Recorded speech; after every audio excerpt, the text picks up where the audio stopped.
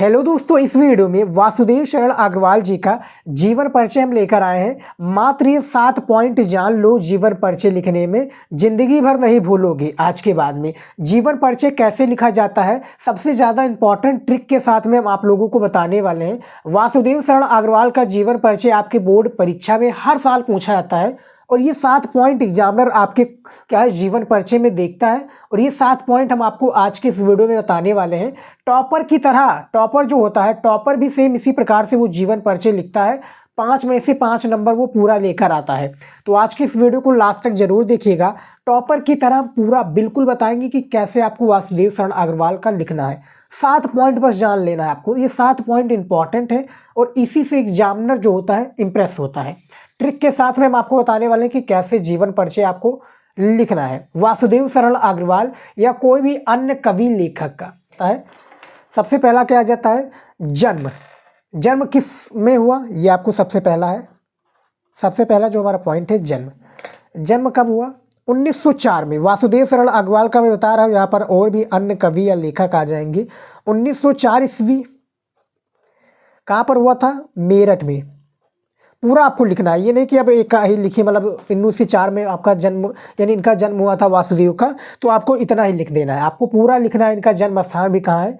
मेरठ जनपद की। यहाँ पर मैं जनपद भी लिख देता हूँ, खेड़ा ग्राम में। खेड़ा ग्राम। 1904 ईस्वी में मेरठ जनपद के खेड़ा ग्राम में। ये हमारा हो गया जन्म। उसके बाद में देखिए इनका यानी प्रारंभिक, यानी ये कहाँ पर रहते थे, इनका एक प्रकार से प्रारंभिक शिक्षा। तो यहाँ पर हम प्रारंभिक शिक्षा भी लिख देते हैं।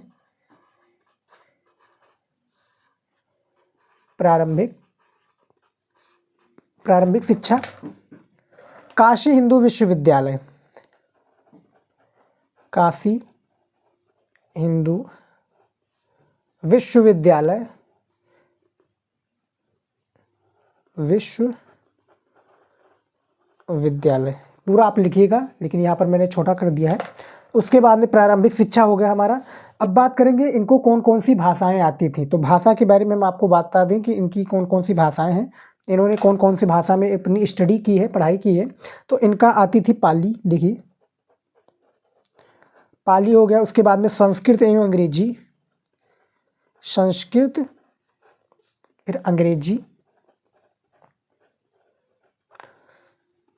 ये सारी भाषाओं का क्या है, इनको एक प्रकार से पूर्ण रूप से ज्ञान था। उसके बाद में देखिए इनकी मृत्यु के बारे में हम यहाँ पर लिख देंगे डायरेक्ट। क्या लिख देंगे? मृत्यु। मृत्यु कब हुआ इनकी? सन 1967 में। सन 1967 में इनकी मृत्यु हुई थी। उसके बाद में अब देखिए इनका क्या है, एक प्रकार से इनकी जो भाषा है, भाषा के बारे में हमने बता दिया। इनकी शैली क्या है, एक प्रकार से ये संक्षिप्त परिचय भी हो गया है। एग्जामिनर इसमें भी इंप्रेस हो जाता है। शैली में देखिए विचारात्मक,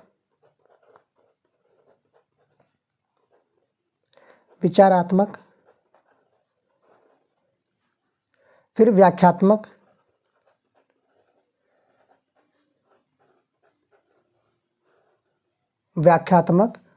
उसके बाद में भावनात्मक,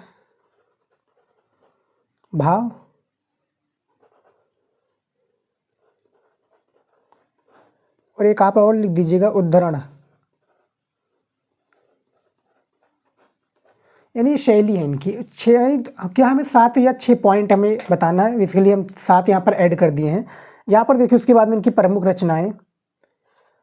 यहाँ पर पहले मैं शैली लिख देता हूँ, ताकि इसमें क्या है ज़्यादा, इसमें क्या है ये कौन से युग के एक प्रकार से लेखक थे। तो हमें क्या बताना है? साहित्य का युग।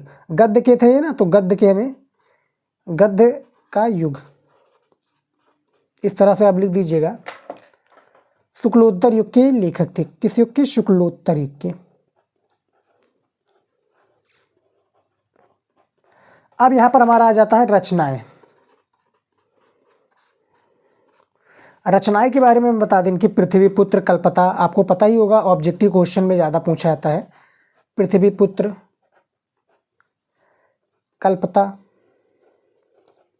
कल्पलता। उसके बाद में वाग्धारा, कल्पवृक्ष। यहाँ पे देखिए कल्पवृक्ष, कला और संस्कृति, कला और संस्कृति, भारत की एकता, भारत की एकता, उसके बाद में माता भूमि, ये इनकी क्या है, प्रमुख रचनाएं थी। एक प्रकार से आलोचना ग्रंथ भी आपका पूछा जा सकता है। तो यानी यहाँ पर आप इतना पॉइंट लिख दीजिएगा। 6 पॉइंट इंपॉर्टेंट होता है, इसको हम संक्षिप्त परिचय भी कहते हैं। क्या कहते हैं? संक्षिप्त परिचय। ऐसे आप लिख दीजिएगा, एग्जामिनर इसमें भी इंप्रेस होता है, एक बड़ा वाला भी होता है। लेकिन आपके पास टाइम नहीं है और आपको कुछ भी नहीं आ रहा, तब आप इतना जीवन परिचय में लिख दीजिएगा। सबसे इम्पॉर्टेंट है, ट्रिक के साथ में आप लोग काम कीजिए, क्योंकि आपको बहुत सारे क्वेश्चंस को हैंडल करना है। बहुत सारे क्वेश्चंस आपके हिंदी में आएंगे। तो ये बात आपको क्या है, मात्र ये 7 पॉइंट आपको जान लेना है और ऐसे ही आपको जीवन परिचय लिखना है किसी भी अन्य और कवि का। समझ में आ गया मेरे दोस्त? तो ऐसे ही आप लोगों को लिखना है, जिंदगी भर नहीं बोलोगे, बस ये सब तरीका आपको पता होना चाहिए। तो इस वीडियो में इतना ही, मिलता है नेक्स्ट वीडियो में नए टॉपिक के साथ। जय हिंद।